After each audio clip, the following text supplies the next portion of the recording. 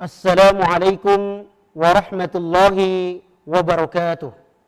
Salam kader Madrasah Muallimin Muhammadiyah Yogyakarta. Anak-anakku santri kelas 4 yang sedang mengikuti pembelajaran PPKN dari rumah, mudah-mudahan semuanya selalu dalam keadaan sehat dan istiqomah dalam menjalankan kewajibannya sebagai orang Islam dan juga istiqomah dalam menjalankan kewajibannya sebagai santri Madrasah Muallimin Muhammadiyah Yogyakarta. Pada kesempatan ini kita akan sama-sama belajar tentang penyelenggaraan negara yang konstitusional sesuai dengan nilai Pancasila. Setelah mempelajari materi ini, yang saya harapkan dari anak-anakku santri kelas 4 untuk mampu yang pertama menjelaskan penyelenggaraan negara yang konstitusional sesuai nilai Pancasila, dan yang kedua mampu menjelaskan nilai-nilai yang terkandung dalam sila-sila Pancasila.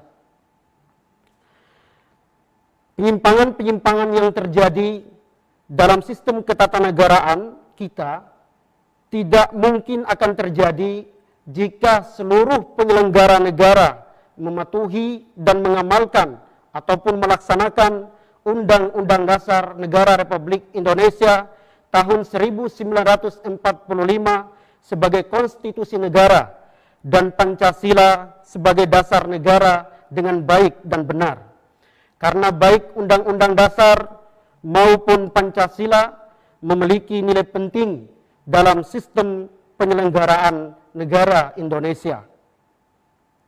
Oleh karena itu, agar segala bentuk penyimpangan-penyimpangan yang pernah terjadi dalam sistem penyelenggaraan negara kita tidak terulang kembali, maka seluruh sistem penyelenggara kita, maka seluruh komponen bangsa Indonesia, khususnya para penyelenggara negara, harus mengamalkan Pancasila dengan baik dan benar.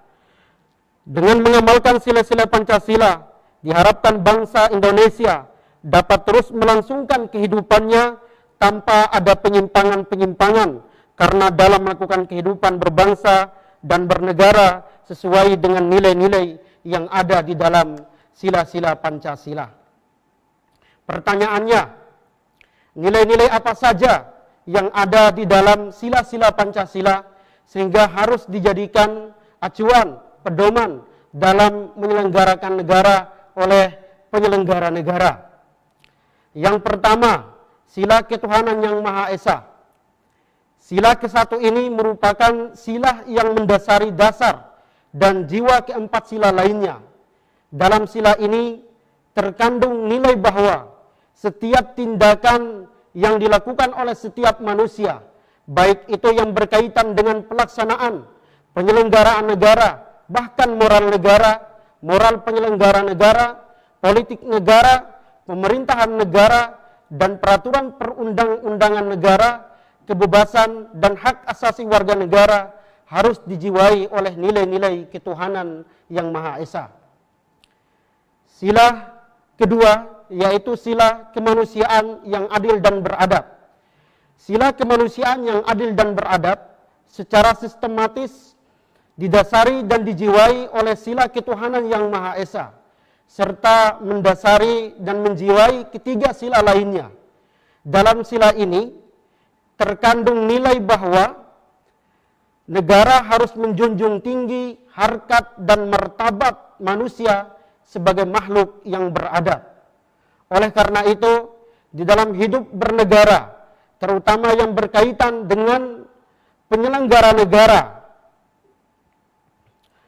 ya apalagi yang berkaitan dengan hak yang mendasar pada diri manusia yang didapatkan sejak lahir, yaitu hak asasi, harus dijamin dalam peraturan perundang-undangan secara konkret, nyata, dan disamaratakan. Oleh karena itu, para penyelenggara negara yang memiliki kewenangan untuk membuat peraturan perundang-undangan hendaknya berpegang teguh pada sila-sila kedua, pada nilai sila kedua dalam menyusun atau merumuskan peraturan perundang-undangan.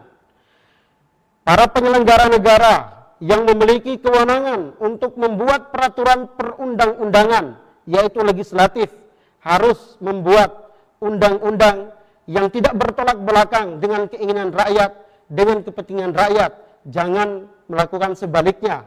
Maka bisa dikatakan kalau seandainya dilakukan bertolak belakang ataupun tidak sesuai dengan apa yang diinginkan oleh rakyat, maka bisa dikatakan bahwa penyelenggara negara khususnya di bagian legislatif sedang atau telah melakukan pelanggaran atau melakukan sesuatu tidak sesuai dengan nilai-nilai Pancasila,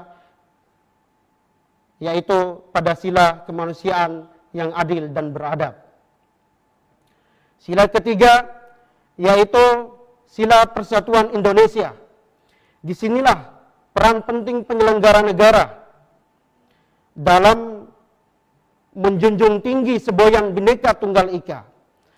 Karena dalam kehidupan bermasyarakat, berbangsa dan bernegara, pada hakikatnya adalah kehidupan masyarakat bangsa, di mana dalam kehidupan bermasyarakat, berbangsa dan bernegara banyak sekali perbedaan-perbedaan. Ada perbedaan warna kulit, seperti saya dari Nusa Tenggara Timur, Kabupaten Alor. Kulit saya berbeda dengan kulit Anda semua. Ras saya pun berbeda dengan Anda. Budaya saya juga berbeda dengan Anda. Adat istiadat saya juga berbeda dengan Anda.